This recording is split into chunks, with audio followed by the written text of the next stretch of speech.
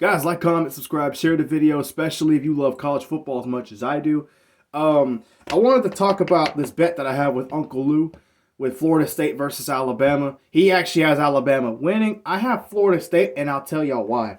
I love the coaching hires that Florida State had. They brought in Tony White, the defensive coordinator from Nebraska, who had a pretty good defense these last few years, and Tony White was running it. With Tony White, he also brought in a linebacker and he brought in a defensive lineman from Nebraska that both played pretty well for him. Let's see here. I have my own notes. I know Uncle Lou likes to have his notes. He brought in, let's see here. What are their names? James Williams, an edge rusher, and a linebacker, Stephen Thompson, both from Nebraska that had already played for him, that already know him. So that's a big deal. Let's see. They also have Castellanos. I actually think that's a good addition to Mike Norvell. That's the perfect fit to run his offense, to be honest. Before Jordan Travis was really explosive and ended up developing as a player over the years. You know, all we knew about Jordan Travis is that he was able to run really good and he had accuracy throwing the football. I think Castellanos is on a very good start to play for Florida State because he has proven to have the ability to throw the football very well. But most importantly, and what I think is the difference between him and a guy like DJ last year who tried playing, he can escape plays and keep plays alive by escaping sacks, escaping tackles, and extend plays. And when you have guys from the portal like Deuce Robinson and you got Randy Pittman at tight end who came in from UCF, dynamic playmakers like that, and you have defenses trying to chase a quarterback, I think that will be very beneficial to getting huge chunk plays for Florida State's offense, like Norvell's been known to do over the years. They also hired Terrence Knighton, who is from the NFL, who actually has a few years of defensive line coaching experience with the Panthers. I think that will be very beneficial to developing Florida State's defensive line, who got pushed around a lot last year in a lot of big games. Not even big games, small games, just getting run through like there was no tomorrow. I believe that will fix Florida State's run defense problem, given that he has experience not just coaching in the NFL there, but playing there as well. And I think it will benefit Florida State in a lot of ways. Florida State also brought back Patrick Surtain Sr. He was the defensive backs coach last year from Florida State. And ironically, the few bright spots Florida State had last year that was not a problem was the pass defense. Their pass defense actually these last few seasons has been really good. Defensive back play has been pretty good, in my opinion. And I think that's a plus to bring him back, to coach him more. Let's see here. John Papuchis, the special teams coach for Florida State. Another one of the few bright spots in Florida State's year last year. Blocking field goals, blocking punts, scoring on kick return versus Duke. I think that was pretty big for Florida State. This will be a benefit for Florida State to have really good special teams. Something that they've always had with Papuchis there, actually. I think that's huge to keep that there. Let's see here. Herb Hand, the new offensive line coach. I think this is an excellent hire. He followed Gus Malzahn, who, by the way, is the new offensive coordinator for Florida State, and I think that's great. I think this is huge because Herb Hand was the offensive line coach at UCF. He's also had experience coaching offensive lines at Texas and at Auburn while he was with Malzahn at Auburn. And if you look back, Auburn's offensive line play was always really solid. It was good at Central Florida, and it was good at Texas before. So I do think this is the perfect hire for Florida State. They also brought in some offensive linemen from the portal. They brought a few guys back, then a few of them got hurt last year and didn't get to finish the season. So I don't think Florida State's going to have a dominant offensive line or anything like that, but I do think their offensive line will be really good and will help them win some games, including this one. Tim Harris, he's also from UCF. He's the new wide receiver coach for Florida State. Central Florida was not a winning team last year, but their offense was able to put up some points in some games. And the receiving game and the catching game at Central Florida was not an issue. So I believe that's better than what they had last year with Ron Dugans, whatever his name is, running the receiving game. They brought in Gavin Sawchuk from Oklahoma. He's a running back who's really good.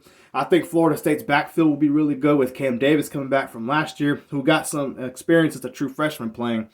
Jalen Lucas returns, who got hurt early last year. Roydell Williams comes back, who actually played at Alabama at some point. Florida State, and here's the thing. I like all the hires for Florida State. And I think Mike Norvell, I don't think it's, I get last year was his fault going 2-10. He's also had a 5-7 season and a 3-6 COVID year, where a lot of programs didn't look good. So I don't really look at that as much as I do the other 2 years. I don't think it's fair to say that he cannot do good with the portal based off of one bad batch. You know, in 21, 22, 23, he's ended up getting players like Jermaine Johnson, Keir Thomas, Jared Verse, Braden Fisk. He's brought in a lot of good players throughout the portal. Johnny Wilson, who was just on a Super Bowl winning team with Jalen Hurts. Keon Coleman, who went on to go to the Bills to play really well. He's brought in a lot of good players. So I don't think it's fair to say one bad year last year was fair to say he can't do really well. I love the portal additions that he brought in. Squirrel White from Tennessee. The coaching hires he had. Gus Malzahn to run his offense. I like the defensive coordinator hire, Tony White. I like the new D-line coach. I think it's an upgrade from Odell Haggins, who I think has been there for a long time. And I'm not going to say he shouldn't be coaching the defensive line, but I do think something needed to be changing there, given Florida State's defensive front got pushed around a lot last year against run defenses. I think it'll be a lot better. And let me talk about why I think, in particular, Florida State has an edge over Alabama, especially in this first game. That's a big part of why I wanted this bet. Florida State has the biggest advantage because Alabama had a hard time winning road games last year. They lost at Vanderbilt with not much talent, except Diego Pavia. They lost to Oklahoma, who was horrible last year and couldn't even put up a touchdown.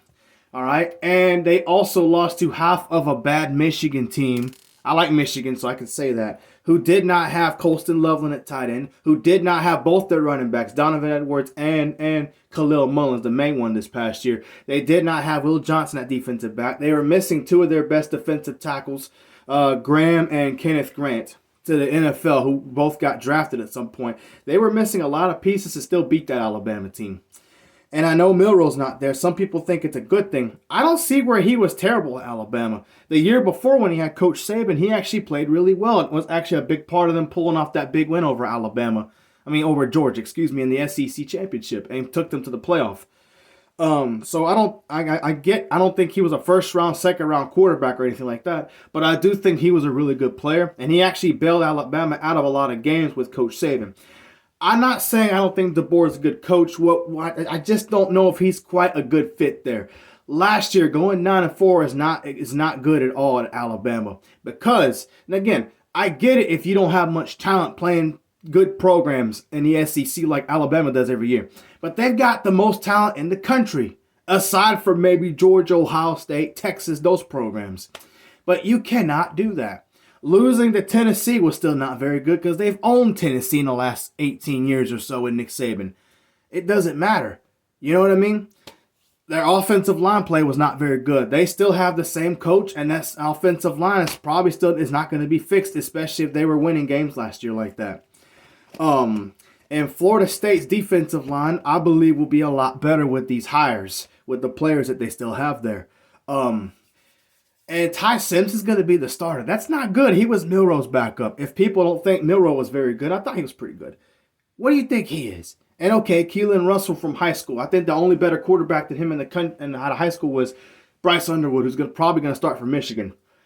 I don't trust him going on the road in a hostile environment, playing against a Florida State team in week 1 where they have a bunch of new hires at coaches, bunch of new players to play on their team, and a lot of unknowns. No. And on top of that, I just don't like what DeBoer has had in his program. He's had players not behave for him and cost him yards and do dumb stuff. And he's had his own players send inappropriate pictures of themselves to his daughter. And I'm going to let you look that up. I'm not going to talk about that here. But I just don't like certain things that I've seen Alabama do in games that they've lost with this coach versus Nick Saban being there. So, I get Florida State shouldn't win this game on paper. But, I love the hires here. Norvell has proven in the past, outside of last year, to do really well in the portal. He's got a lot of players coming back that actually got hurt last year. And this is week 1. Now, here's the thing. I don't think Florida State's a better team than Alabama, okay? This reminds me a lot of the LSU game 3 years ago. Was Florida State better than LSU? No. They just played better. They called Norvell coached a perfect game, ate up a bunch of clock when he had the offense. Papuchis was able to block some kicks in that game to win the game.